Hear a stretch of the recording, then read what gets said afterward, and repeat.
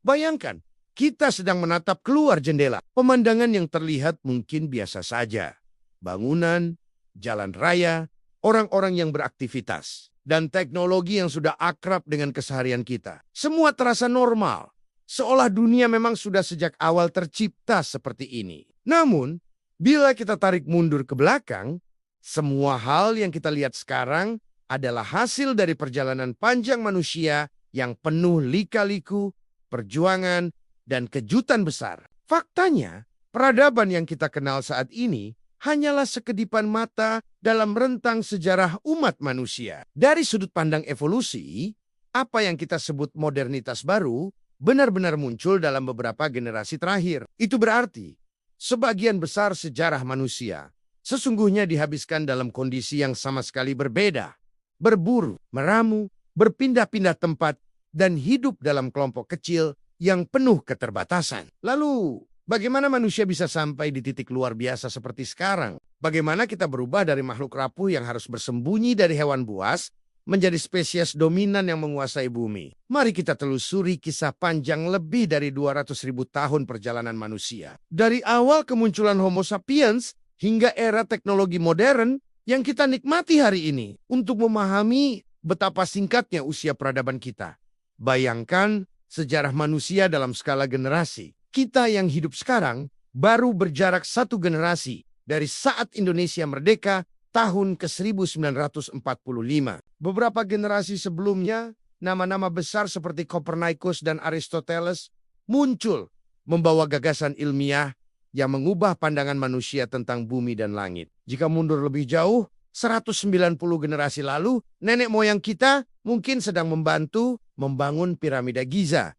Sekitar 200. Sejarah tertulis lahir untuk pertama kalinya. Keseluruhan perjalanan peradaban ini baru sekitar 12.000 tahun. Sekilas tampak lama. Tetapi bila dibandingkan dengan kemunculan Homo sapiens sekitar 200.000 tahun lalu, apalagi dengan nenek moyang hominid yang hidup jutaan tahun sebelumnya, 12.000 tahun itu hanyalah sebutir debu di tengah gurun sejarah panjang manusia. Perjalanan panjang manusia dapat ditelusuri berkat penemuan fosil. Sekitar 2 abad lalu, di sebuah lembah di Jerman, ditemukan sisa tulang yang semula dikira tulang beruang. Belakangan para ilmuwan menyadari bahwa itu adalah fosil manusia purba. Sejak saat itu, kepingan demi kepingan puzzle evolusi manusia mulai terungkap. Di Afrika, ditemukan fosil manusia purba berusia 2 juta tahun yang bertahan ratusan ribu tahun sebelum kalah bersaing dengan spesies lain. Lebih tua lagi, ditemukan fosil berusia 3 juta tahun dengan tengkorak yang masih utuh,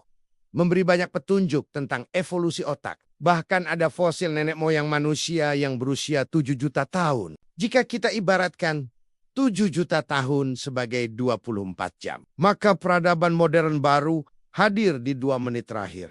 Sementara kita yang hidup hari ini berada di detik terakhir. Betapa singkatnya umur peradaban dibanding sejarah panjang nenek moyang kita. Sekitar 200.000 tahun lalu, Homo sapiens muncul di Afrika. Pada awalnya kita hanyalah spesies rapuh, tubuh lemah, kalah cepat dari hewan buas, dan sering kelaparan. Namun manusia menyelamatkan diri melalui kolaborasi. Dengan hidup berkelompok, manusia bisa berburu bersama, saling melindungi, dan mengembangkan strategi bertahan hidup. Penemuan api menjadi titik balik. Makanan mentah yang sulit dicerna bisa dimasak, menghasilkan energi lebih banyak dan memperkuat tubuh. Volume otak berkembang, memberi ruang bagi kemampuan berpikir abstrak, berkomunikasi, dan berimajinasi. Imajinasi inilah senjata terbesar Homo sapiens. Melalui imajinasi, manusia bisa menciptakan mitos, kepercayaan, dan ide-ide yang menyatukan kelompok besar. Ribuan orang dapat bekerja sama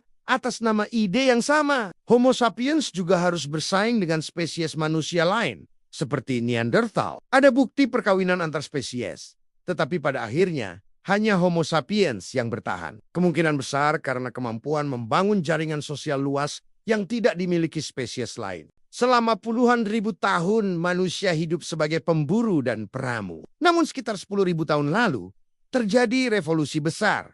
Manusia mulai bercocok tanam. Dari pengamatan sederhana pada biji buah yang tumbuh menjadi tanaman, lahirlah gagasan menanam makanan sendiri. Pertanian memungkinkan manusia hidup menetap, membangun desa, lalu kota. Pertanian membawa dampak luar biasa. Manusia memiliki waktu luang untuk berpikir dan merenung. Mereka mulai mencatat pengetahuan. Awalnya melalui gambar di gua, lalu berkembang menjadi tulisan di batu dan papirus. Konsep uang lahir dari barter dan berkembang menjadi koin sebagai alat tukar resmi. Dari sinilah lahir struktur masyarakat yang lebih kompleks.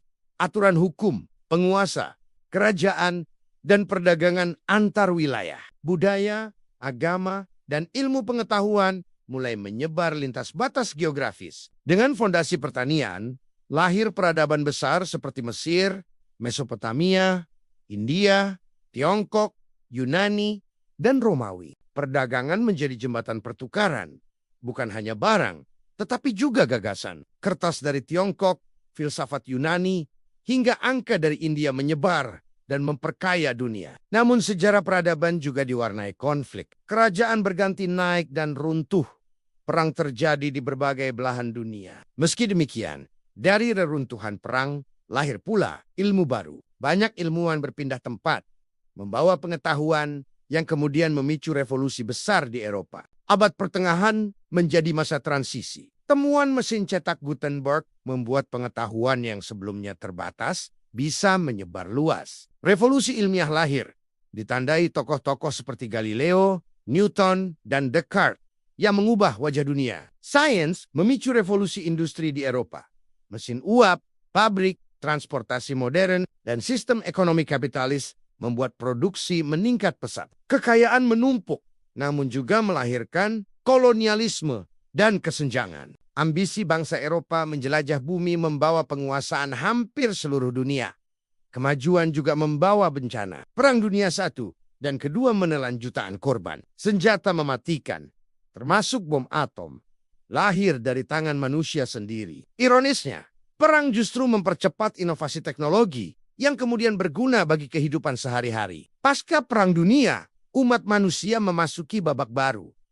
Teknologi militer beralih menjadi teknologi sipil. Pesawat tempur berkembang menjadi transportasi udara. Antibiotik menyelamatkan jutaan nyawa. Revolusi komunikasi memungkinkan orang berbicara lintas benua dalam hitungan detik. Kamera, televisi, hingga internet menghubungkan manusia ke dunia maya. Kakek nenek purba kita mungkin tidak akan percaya bila melihat dunia kita sekarang. Bayangkan, manusia dapat merekam suara, gambar, bahkan wajah, lalu membagikannya ke seluruh dunia secara instan. Kini, kita memasuki era futuristik dengan rekayasa genetika, kecerdasan buatan, robotika, hingga eksplorasi ruang angkasa. Kita belum menjadi manusia super, tetapi sudah memiliki kemampuan menentukan arah evolusi kita sendiri. Meski kita telah jauh melangkah, pertanyaan mendasar tetap ada.